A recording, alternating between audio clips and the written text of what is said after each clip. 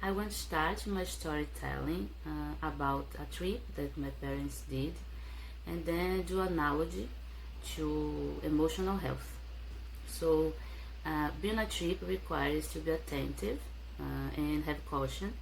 So, you should go in a safe and suitable vehicle and know the exact destination. It was a spring, June of 1987, when my parents were traveling back from a pleasant holiday in my paternal grandmother's city, Aracaju. They were on the way back to our current city, and my father was driving his dreamed car, called Fusca.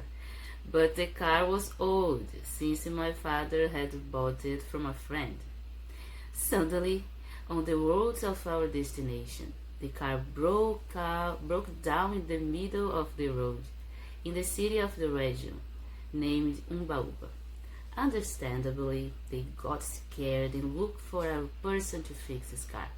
Fortunately, there was a mechanic office near the place where the car had broken down and proceeded to take it there.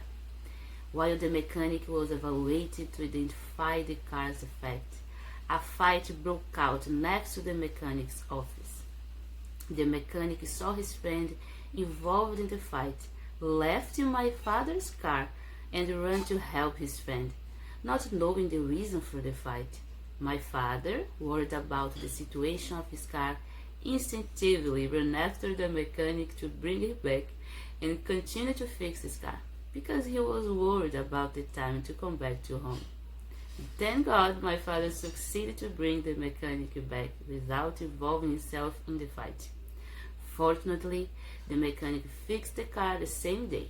However, it got late to come back to home, and they had to sleep in the city where the car broke. So next day, they traveled back and arrived home safely. With this situation, this unexpected, unusual situation made him think, you should not get into fights that aren't yours. The mechanic went after an unknown struggle without knowing the reasons, which could have had terrible consequences.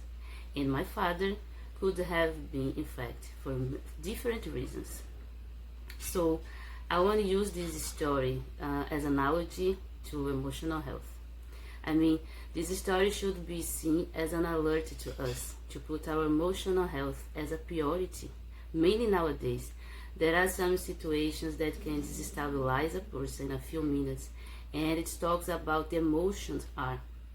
It reveals the attention that we should give to our emotional health. We should care about our emotions. We should be attentive to what's going on inside of us. It's a reality that's rarely talked about and discussed lanes that should be. We should not ignore our emotions. We have to learn to identify the signs that our inner side sends.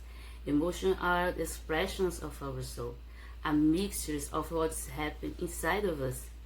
For example, the man who got into the fight probably was very angry, could control the emotional impetus, and let the anger and the hateful control him. When let this happen, we run the risk of becoming emotionally sick, and most of times reflects in our physical body. It can be compared, for example, to sensibility. That is, as sensitive the human being is. The man who got into the fight without know the reason, just to help his friend, can be compared to the wide world of emotions, which is just partially known for most of us. And my father can be compared to someone with his emotion controlled. He just wants to solve the problem of his car. So this is how emotion affect us.